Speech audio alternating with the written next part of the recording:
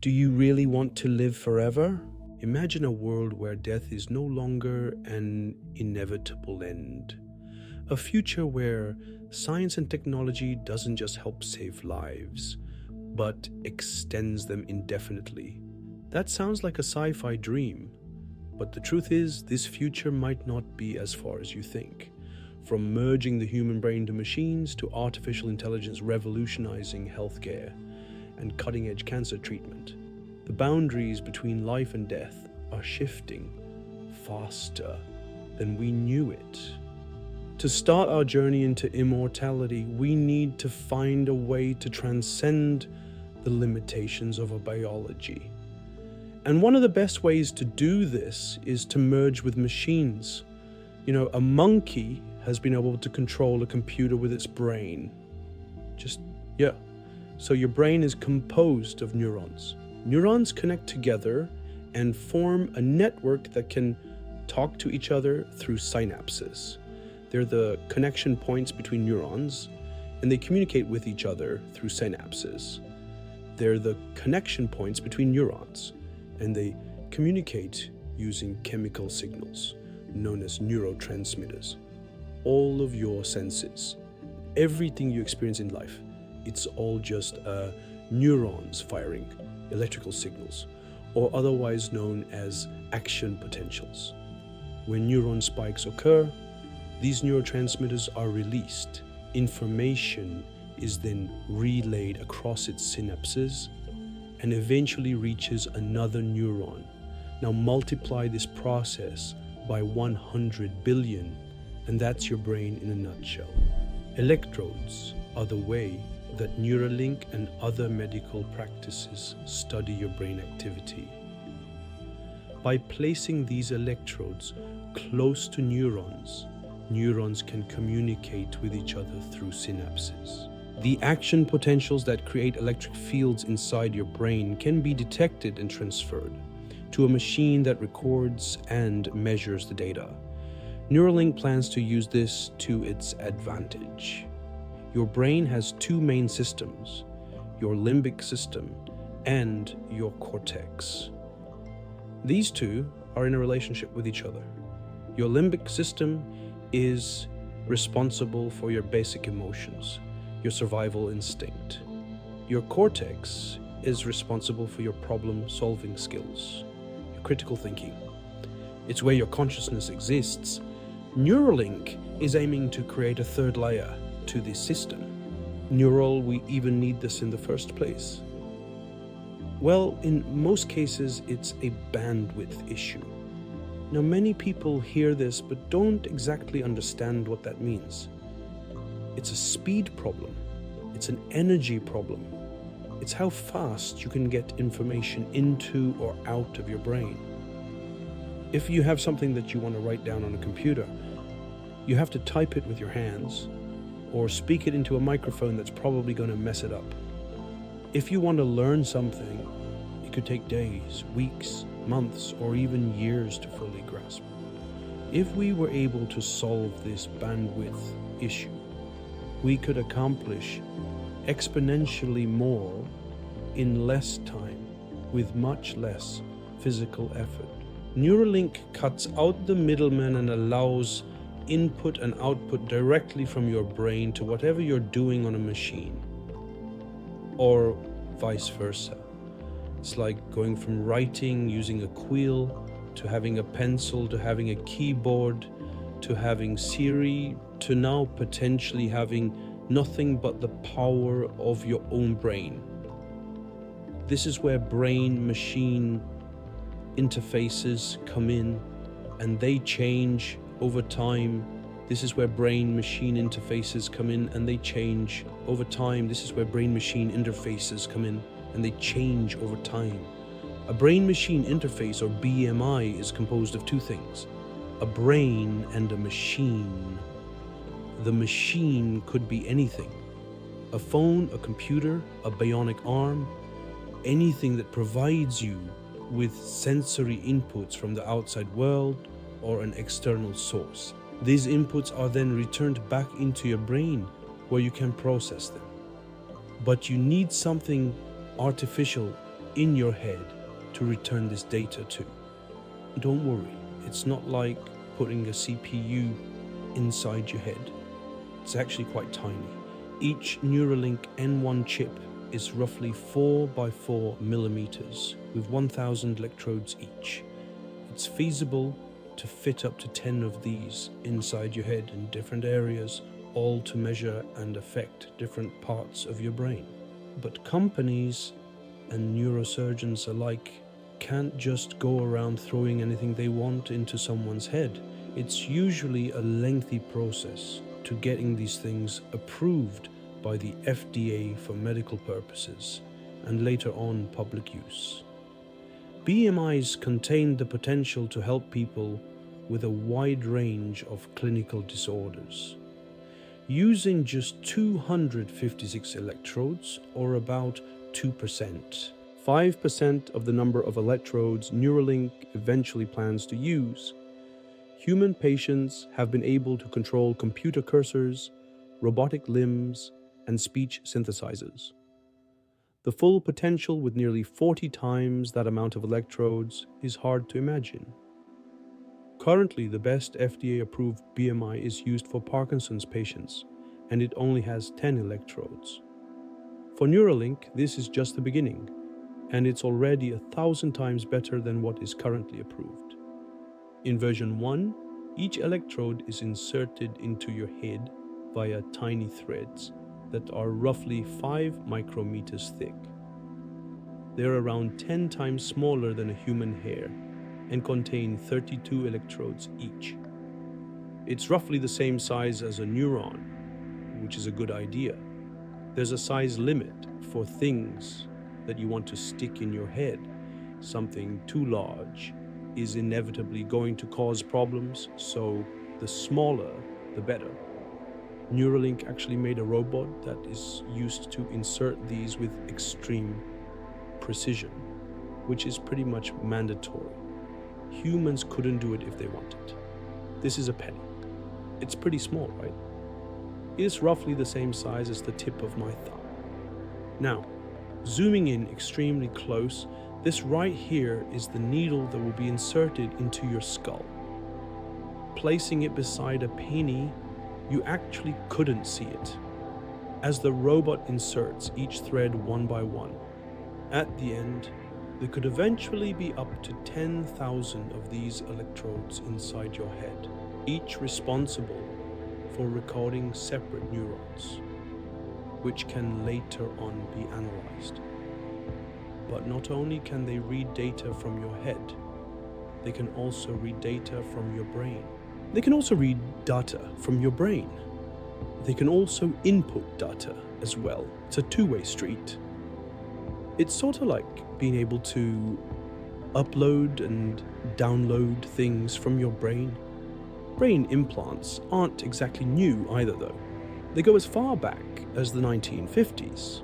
Hearing implants are a good example.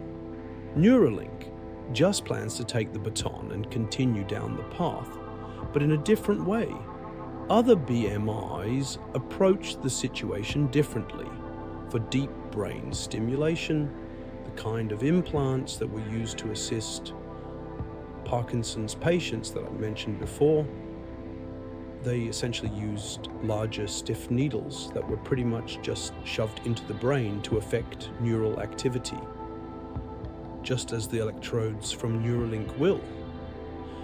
It works well, but there's a pretty high probability that complications will occur over time. Seizures, strokes, and even more. It may fix one issue, but it's probable that multiple other issues will show up. See, your brain doesn't sit still inside your head, it moves around with you. Even if you think you're sitting still, your brain moves with each breath, each heartbeat. This is what can cause issues, and that's why a robot is needed for Neuralink's procedure to be successful. Neuralink is taking a different approach, and it really isn't even a huge surgery. Your head isn't going to be completely peeled open for these chips to be inserted. Each chip will be inserted into your head through a small incision of 8 millimeters at most, so less than a centimeter. You won't need stitches. You won't need any of that. It's hardly a surgery at all. By the way, those chips that are inserted are completely wireless, as you would probably hope.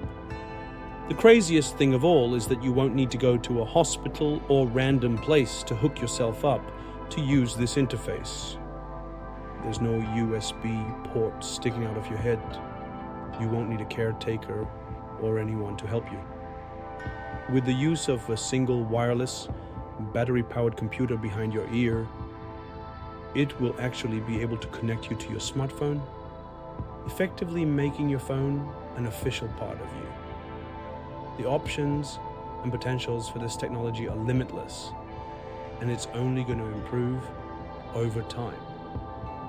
Now, I don't want to overrun it or reach here and throw out ideas that are impossible, so I won't. But I will give some solid uses and some pretty cool ideas for Neuralink that can actually become a reality one day. This is my computer. Ironside sent it to me a couple months back, and it is great for everything I need to do. It has a 2080 Ti graphics card, an i9 processor, and 64 gigabytes of RAM. I can edit much faster and more efficiently than I was able to before. I can play pretty much any game on ultra settings. But in order to do these things, I need to use my computer. So I'm going to use my computer. Well, duh. I need to use a mouse and a keyboard to get things done in the way I want, or to move my character in games, but Neuralink may be able to change this. If a patient is able to control an arm with his or her mind, then it's not unfeasible to believe that one day you may be able to control characters in video games with your brain as well. Considering it's all Bluetooth, all wireless, it's not too much of a stretch to ask. This, coupled with advancements in virtual reality, will cause video games, and potentially even films, to become almost fully immersive. Let's take an example of where Neuralink technology could be used in a pretty cool yet practical way. Let's say you're about to take a month-long trip to Tokyo. You're an American, and most of us only speak one language. We'll have no clue how to get around any city that doesn't have street signs or directions completely in English. But luckily, Neuralink can help us out here. Imagine there's a Tokyo local who's lived there his entire life, looking at the action potentials of that particular person, studying their neuron spikes in a region of their brain called the hippocampus, and in which order they occur. You can trace out a path throughout the entire city from when these neurons spike. And once this data is input into your brain, you'll be able to traverse the city like you've lived there your entire life. Telepathy is no longer unrealistic. The electrode implants that detect neural signals wirelessly transmit their data back to the small computer behind your ear. So the idea of transferring data back and forth between these devices is relatively simple to imagine. And because the electrodes can both read and write data, you could theoretically communicate back and forth between people who also have Neuralink implants. Now, at the moment, the technology isn't exactly close to making this happen, maybe a word or two. But in theory, and with enough improvements, it is possible for high bandwidth communication between two people using nothing but their minds. It may be an aggressive approach, as Elon tends to take, but you can see Neuralink implants in human patients by the end of this year. And once that happens, it's only up from there. Improvements will slowly be added, and I can honestly see this becoming a big and common practice within the next couple of decades. You always hear that there's new technology coming out that will change our lives. But I'm serious when I say this. If this is taken seriously and can work in the ways we're studying and planning on at the moment, I see this as an invention that is sort of on the scale of the internet. It will change the world the way airplanes impacted travel, the way antibiotics impacted medicine. Computers and the internet threw us into a brand new digital age. Phones and computers have become extensions of human beings. They can answer almost any question you could ask at a moment's notice. They've both been pivotal in connecting the entire planet. BMIs like the one Neuralink are creating are going to have a similar and honestly even larger effect than that. As time goes on, as we enter a new decade, technology that we've passed off as unrealistic becomes more and more plausible. Things that we've written off as impossible end up being the same things that push society forward. Airplanes, rockets, medicine, all things that used to be seen as wizardry or some voodoo magic are now things that we use every single day. As Neuralink progresses and gets better and better, its cultural impact will grow larger and larger. Kids being born today will grow up in a world vastly different than the one we're living in today, the same way that we're living through a time vastly different than the previous generations. We will make mistakes along the way. The past shows that pretty well. However, humans overcome. We adapt when we move forward. If you think we're living in the peak of the digital age, you have no idea what's just around the corner. Today as Neuralink, tomorrow we could be uploading consciousness and achieving digital immortality. But while Neuralink pushes the boundaries of what our minds can achieve, the quest for immortality doesn't stop there. To truly overcome the limitations of the human body, we need to address one of its greatest vulnerabilities, cancer. For years we've heard about all the breakthroughs in cancer therapies. And now, thanks to groundbreaking innovations, that same revolutionary spirit is taking on AL amyloidosis, a condition as complex and life-threatening as cancer. Today, I've partnered with a company called IMIX Biopharma to help bring awareness to the condition and the unbelievable work they're doing to fight it. If you've never heard of it before, AL amyloidosis is a life-threatening disease caused by abnormal plasma cells in the bone marrow. This disease leads to the buildup of harmful proteins and critical organs like the heart, kidneys, and liver. It's a condition that robs patients of energy, breath, and often hope as they face long diagnostic delays and limited treatment options. But IMIX Biopharma is working to stop this condition in its tracks with a single transformative treatment called NXC-201, a cutting-edge CAR T cell therapy. This is more than just a treatment, it's a living medicine. IMIX Biopharma genetically modifies a patient's cells to re-educate them, teaching them to seek out and destroy. Unlike temporary solutions like pills, this is a one-time treatment option where the cells keep fighting until they've eliminated the problem. Other CAR T therapies that have shown promise come with significant risks like neurotoxicity, but NXC-201 has achieved something remarkable. A 75% complete response rate in clinical trials with no reported neurotoxicity. It's a therapy designed to treat and potentially cure patients, offering them hope for a real recovery. IMIX Biopharma is bringing this life-changing therapy to the US.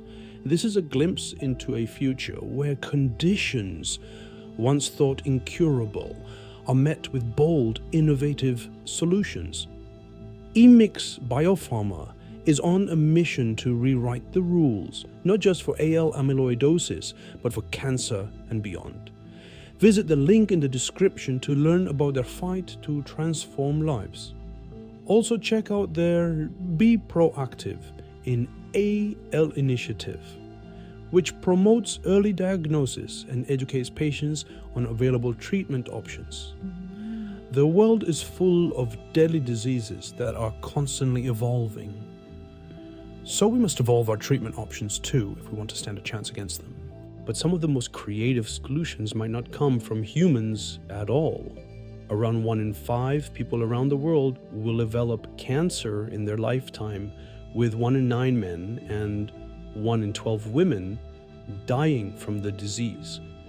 Basically, for every 6 people that die around the world, 1 of them dies from cancer. Cancer is one of the scariest things in the world, and rightfully so. It's said that if you live long enough, you'll have cancer. Cancer will inevitably come for you. It's no surprise that our society has been trying to find a cure for cancer, basically since we knew what it was. With artificial intelligence, we stand a better chance than ever in this war against cancer. This is how AI is transforming healthcare. In a recent study, researchers from the University of Toronto and in silico medicine used a computer program called AlphaFold, along with a tool called Pharma.ai, to speed up the design and synthesis of a drug that is called AlphaFold. It's a tool that is called AlphaFold, and it could potentially treat hepatocellular carcinoma, the most common type of primary liver cancer. The AI tool found a new target to attack the cancer and a molecule that would stick to that target. This molecule could be included in a new cancer treatment drug. The researchers completed all of this in just 30 days. Now imagine what they could do with more time and more powerful AI tools. We're still at the early stages with tools like AlphaFold. And the problem is that cancer isn't just one thing. It's not just one disease like the flu, it's a multitude of diseases requiring different treatment plans and cures. But scientists have realized that right now our best chance at fighting cancer is being able to diagnose it as early as possible. This is where we can see just how incredible artificial intelligence can be. Last year, I went to Japan, and while in Tokyo, I went to a pastry shop with seemingly endless supplies of pastries. There were pies, cakes, sandwiches, croissants, anything you could ever want. And when I picked up everything I wanted, I went up to the register, put all my pastries on the counter, and what I thought was the cash register fired up these green lights that scanned all my pastries. The screen then displayed everything I bought and how much I owed. This was one of the more subtle tech things I had seen in Japan, and so I didn't think anything of it. A couple months ago, I read an article titled "The AI Pastry Scanner That's Fighting Cancer," and that's when it struck me that it wasn't just a cash register, it was an eye. I used to recognize all the different types of pastries I bought, and now that same AI that was designed for bakeries is being used to diagnose cancer. A doctor at Kyoto's Louis Pasteur Center for Medical Research discovered that some cancer cells look almost exactly like donuts under a microscope. So he contacted the team that created the AI bakery scanner, and Cyto AI Scan was born. Today, the cancer diagnosing AI can identify cancerous urinary cells with up to 99% accuracy. The same technology is also being used to differentiate pills and locate problems in mechanical engineering. Artificial intelligence has taken over our world in the past couple of years, changing the world. ChatGPT got 1 million users in 5 days, and its parent company, OpenAI, has just taken the world by storm again after releasing Sora, their text-to-video AI platform. This platform has gotten even the best video creators in the world worried. However, what we don't often hear about, because it's not as exciting, is what AI is doing in the world of healthcare. According to Harvard School of Public Health, using AI to make diagnosis can reduce treatment costs by up to 50%, while increasing health outcomes by 40%, so you're getting much better care at half the time. In one study, US, German, and French researchers used AI to scan more than 100,000 images to identify skin cancer. They found they got better results than the 58 international dermatologists who were given a similar test. Several studies have also shown that AI is already better at spotting malignant tumors than the best radiologists in the world. When you consider that artificial intelligence is only going to get better, you can see why those in this field of research are excited. In many areas across the globe, AI has been the most popular technology in the world. There aren't enough physicians to meet the population's needs. Researchers in the field of medical technology believe that AI can be used to fill this gap. Imagine a world where anyone with just an internet connection can access health information quickly and conveniently. And no, I'm not talking about Googling your symptoms only to be told you have cancer. Google researchers have developed an experimental diagnostic AI called AIME, Articulate Medical Intelligence Explorer, that aims to replicate the feeling of talking to your doctor through a large language model. You provide your symptoms through the text chat interface, and AIME asks you questions and gives you treatment recommendations based on your answers, just like any human doctor would. Researchers behind AIME claim that it outperforms clinicians in diagnostic accuracy and performance. If you understand how LLMs work, this isn't surprising. We've already talked about how good AI is at identifying patterns with medical imaging. And it's the same thing here, just with disease symptoms. Right now, AIME is still experimental and has limitations, but this gives us a glimpse into the future. What is available right now, though, is AI transforming the administrative tasks in the world of healthcare. When we think of healthcare, we often think of talking to a doctor, getting surgery, and grabbing meds from the pharmacy. But what we don't often think about is all the administrative work that goes on behind the scenes to make our experience of going to the hospital as seamless as possible. Today, the average nurse in the United States spends 25% of their work time on regulatory and administrative activities. Through research, the main thing I've realized is that AI isn't just a tool that can be used to replace doctors and other medical health professionals, at least not in the near future. Right now, the most impactful thing AI can do is to help with things like these administrative tasks and the more mundane and monotonous side of healthcare that we don't really like to think about, to allow the human physicians the time and mental capacity to perform more complex tasks. One of the biggest challenges the healthcare industry faces is us, the patients. You see, there's only so much a doctor can do with the limited time they see you in the hospital. The bulk of the work that goes on behind the scenes is to make sure that the patients are doing well.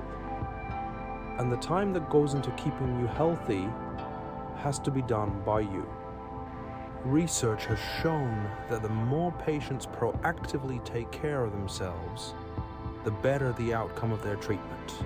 The problem, though, is that many people don't have the required knowledge or willpower to follow through with the plans and make the behavioral changes necessary to improve their health. Thankfully, this is another area in which AI can help. Machine learning can be used to personalize care to a level that would be impossible for a human physician. A machine will also be there 24/7 and can implement things like message alerts and timely checkups to ensure that the patient is fully in their treatment plan. The machine can also be used to monitor the patient's symptoms and make sure that they're sticking to their treatment plans. Right now, ChatGPT is being used to help patients with diabetes better understand their diagnosis and treatment options. Researchers have also found that it can help them monitor their symptoms and adherence to treatment, provide feedback and encouragement, and answer their questions. ChatGPT and other similar tools can also be used to rewrite the treatment plan that's been prescribed by medical professionals into different reading levels and possibly languages. This reduces the barrier of entry for the patient to understand what they need to do. It empowers everyone, regardless of education level, to take better control of their health. There is a concern with using AI in healthcare, though, and that's the data. Who gets access to your healthcare data? How much more information do we want to give Silicon Valley tech companies about ourselves and our health? The infamous Golden State Killer was caught decades after his crimes through an open source DNA database. He never submitted his DNA, but investigators linked crime scene samples to the DNA of his extended family. Now, there's been other cases where criminals have been caught in a similar way, and you might say it is a good thing, and it is, but where do we draw the line? Today, it's used to catch criminals who got away. Tomorrow, it might be used to catch peaceful protesters whose only crime is disagreeing with the government of the day. There's also the issue of insurance companies using this health information to inflate insurance prices, or people predisposed to certain illnesses. We would have to fix these issues before we can dream of a world where AI and doctors work hand in glove to save lives. And to be honest, that future is incredible when you envision it, because even if a world where you'll be completely attended to by an AI doctor is still a fair distance away, or even might never come. The world today is already filled with amazing tools that are pushing the needle of medical care forward. At least for now, there are some things humans will always be better at than AI. Things like dealing with complex or otherwise sensitive information, like mental health issues, chronic illnesses, and end-of-life care. AI also has a role of trust, because if the public doesn't trust AI, it won't be able to help them with their health effectively. This has mixed results. On the one hand, some studies show that people do trust AI for things like diagnosis, treatment, and monitoring, with around 80% of Americans willing to use these tools to help manage their health. On the other hand, 60% of people in the same study were uncomfortable with healthcare providers relying on AI for medical care. So there's still some work to be done in building public trust. That's what companies like MedBrite hope to achieve with their AI tool, to build trust in technology by making the hospital and human clinicians easier to access and better equipped to do their jobs. Artificial intelligence, machine learning, algorithms, whatever name you decided to call them, these tools are transforming our world at a much faster pace than we ever could have imagined. We talk a lot about the dangers of AI, but the truth is, in the right hands, AI can do incredible things. Who knows? Maybe one day it'll help us find it. But even if it doesn't, we at least know it'll help us find it before any human can. From acting as individual caregivers to offering solutions to broader societal issues, here is how AI is going to save our world in ways that we never imagined. But it's not just about curing diseases. AI is helping us dream bigger. What if these technologies weren't just reactive, but proactive, saving humanity in ways we never imagined? The first ultra-intelligent machine is the last invention that man need ever make. This statement was made by mathematician Irving John Good in 1965. He was envisioning a machine smarter than any human who had ever lived, one that would design even smarter machines and leave humans in the dust. Now, while we haven't created an ultra-intelligent machine, we have successfully created something that could end our species, but if used correctly, could also save us. In the history of our species, we've been remarkably skilled at inventing and using tools to save our species. We've been able to create machines that can use tools to further our civilization. From the stone axes and spears of our ancestors to steam engines and computers, the knowledge and intuition used to create these tools has allowed us to improve the quality of our lives tremendously. Today we stand on the precipice of a new invention, artificial intelligence, the next chapter in our story. But unlike the tools of the past, AI could do both harm and good. So what if we invented the wheel but didn't know how to use it? So what if the light bulb was never imagined? If these inventions failed, the most likely outcome is that our civilization would probably just continue the status quo. But with the addition of AI, things are about to change. On the one hand, a sentient AI, if that's even a possibility, could dethrone humans as the smartest species on Earth and try to take over the planet for its own benefit. But if we can harness the power of artificial intelligence and put it to good use, it could potentially save us and the entire planet. This is how AI will save humanity. Just before we talk about the ways AI is already changing our world, I realized that most people don't have problems with AI itself, but with how it's being developed, and I completely understand that. I feel that way as well. To help us prevent Skynet from happening, people like you and me who care about the ethical use of AI need to get into the rooms where these decisions are made. And to do that, we need to start a career in tech. AI has advanced rapidly in recent years, which is why visions of sentient machines taking over the world have been dominating the news cycle. There is, and rightfully so, a lot of criticism surrounding the rapid development of artificial intelligence. We've made several videos talking about the dangers of algorithms and AI tools like ChatGPT right here on the channel. But among all of that, there are a lot of positives that have come with the development of AI, some of which are already revolutionizing our world. Cancer is one of the biggest hurdles we have to face as a species.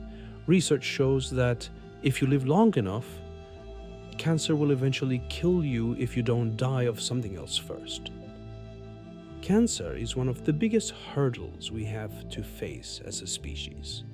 Research shows that if you live long enough, cancer will eventually kill you if you don't die of something else first. Cancer is one of the biggest hurdles we have to face as a species. Research shows that if you live long enough, cancer will eventually kill you if you don't die of something else first. 1 in 2 people in the world will develop some form of cancer during their lifetime. The numbers are scary, but they might not be for much longer. artificial intelligence is helping to advance cancer treatment. By quickly understanding how cancerous cells become resistant to anti-cancer drugs, AI tools can help to massively improve cancer drug development and use.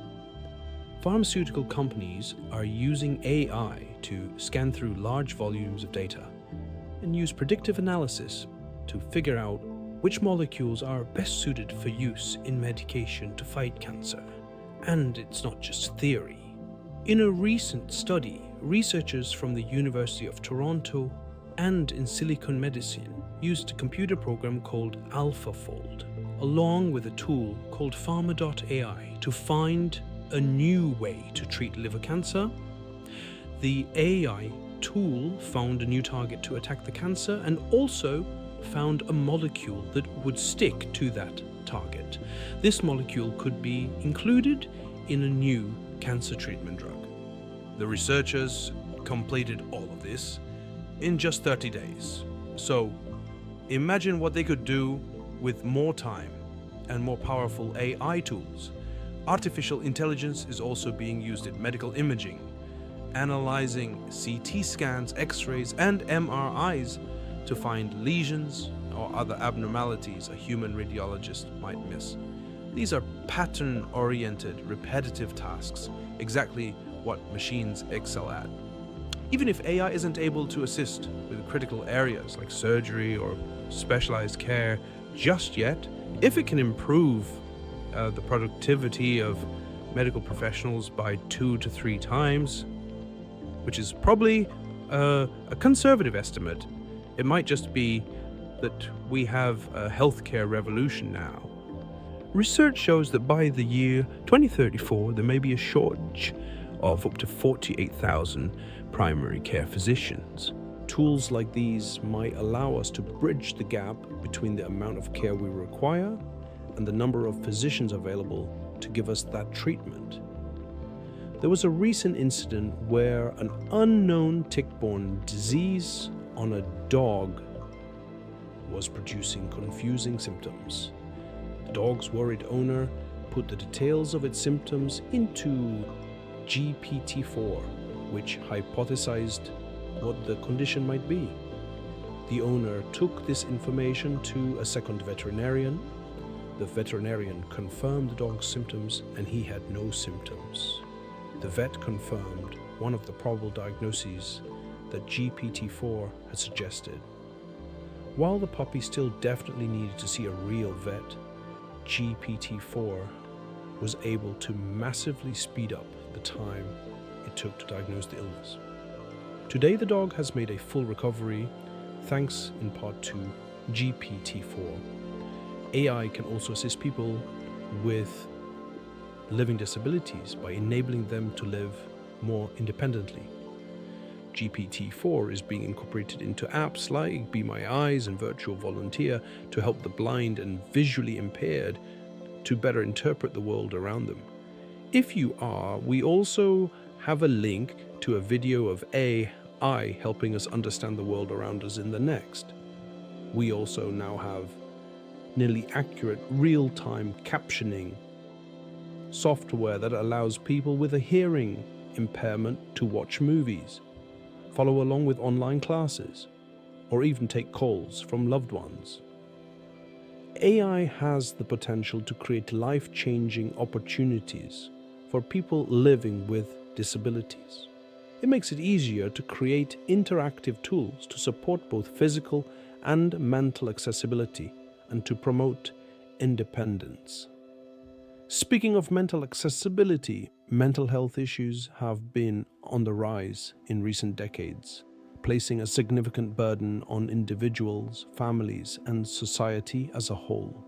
AI can be used to assist the creation of diagnostic tools, personalized treatment plans, and even provide virtual therapy through chatbots and other interactive platforms. In fact, this has been a surprising reason why a lot of people have been using ChatGPT lately. It's no wonder that there was a significant drop in the number of posts per day on the relationship advice subreddit right after ChatGPT's release. The immediate access, the complete lack of judgment, and its creativity have all been a result of AI's lack of creative potential. Make ChatGPT an excellent mental health aid. It can help address the shortage of mental health professionals, increase access to care, and reduce any stigma associated with seeking help. Education is another area where the powers of AI could be harnessed to do amazing things. People who are dyslexic have been flocking to Reddit communities to say how ChatGPT has allowed them to learn things at their own pace, something a traditional classroom setting could never provide at scale, and how they wished it had existed before. With online classes available, the content was never tailored to each person's individual needs. With artificial intelligence tools, you can create that with just one prompt. Of course, there is a trade-off here. Many students have simply started copying and pasting information given to them by AI without actually reading or understanding any of it. People are genuinely worried that this might cause students to lose interest in learning anything. Why bother when they can just ask ChatGPT to spit out the answers to their assignments? But is this the fault of the tool or of our current education system? Let's consider a similar scenario. One of the greatest capabilities of ChatGPT is writing and debugging code. You might imagine that this would discourage people from learning to code. That is, until you read about the people who have, for the first time in their lives, found a friend, so to speak, who will not only give them examples of good code, ChatGPT can also tell them what mistakes they made and speak to them with a respectful tone, as opposed to coding forms that are known to criticize users for asking too obvious questions. I'm a victim of that myself. The potential of AI in education is huge, with its ability to customize learning experiences to individual students and to bridge the gap between well-resourced and under-resourced schools. By identifying and addressing each student's unique needs, strengths, and weaknesses, AI can encourage a more inclusive and effective learning environment, which has the potential to reduce educational inequality. One of the GPT-4 demos included writing the code for a website from a rough drawing on a napkin.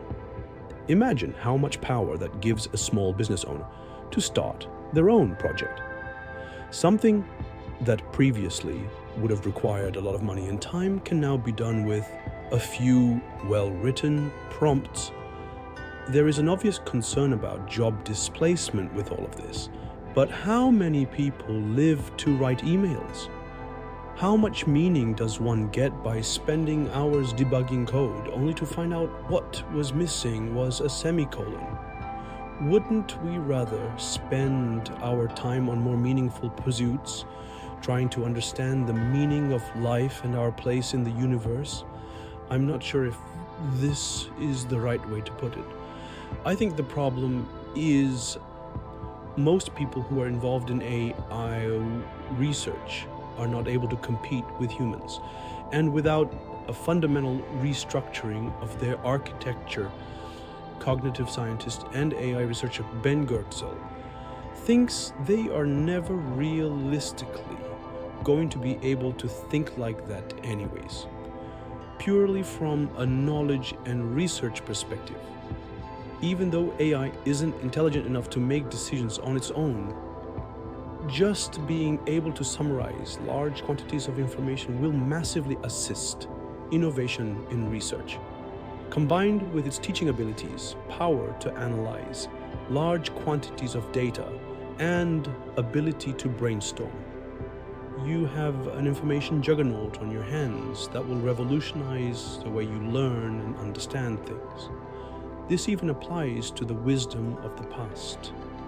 AI can help with the preservation and dissemination of human knowledge and cultural heritage. As our world becomes increasingly digital, there is a risk that important historical artifacts, documents, and any works of art may be lost or forgotten. AI can assist in the digitization, organization, and analysis of vast amounts of cultural data, ensuring that future generations can learn from and appreciate the accomplishments of those who came before. ChatGPT is fundamentally a language model and has now been used to speak languages that are nearly extinct. This is absolutely vital to their preservation. In fact, ChatGPT was recently used to recreate native-sounding phrases from the Chinook jargon language, a Native American language that's almost extinct. Now take a moment to imagine harnessing all these powers to solve the most dire problems that our civilization faces, whether it's climate change, an asteroid impact, or another raging pandemic, or depleting energy resources. Artificial intelligence can help with all of these. It can legitimately accelerate innovation. Programmers can be more efficient. Researchers can churn out more output, and the healthcare system can ease the pressure and be prepared for when it's really needed. I mean, looking at all of this, isn't it immoral to not embrace AI at this point? What inventions might a superhumanly capable artificial general intelligence make? Ask Ben Goertzel, referring to a machine similar to the one John Irving Good also imagined. Perhaps it's the same thing. It helps little things like curing cancer, death and mental illness, solving climate change, space travel, mind uploading, cheap food, fusion energy, an era of abundance in which nobody has to work for a living and people can focus on social, spiritual, artistic, and intellectual fulfillment. Or, as AGI researcher Joshua Bach put it, there may be a 10% probability that people will die if we build artificial general intelligence, but there is a 100% probability that people will die if we don't. Especially you. Immortality may still feel like a distant dream, but companies like IMEX are driving us toward it and reshaping what it means to be human. Today, it's cutting-edge treatment for a specific kind of cancer. Tomorrow, it could be all cancer, and then all diseases. Immortality truly is closer than you think.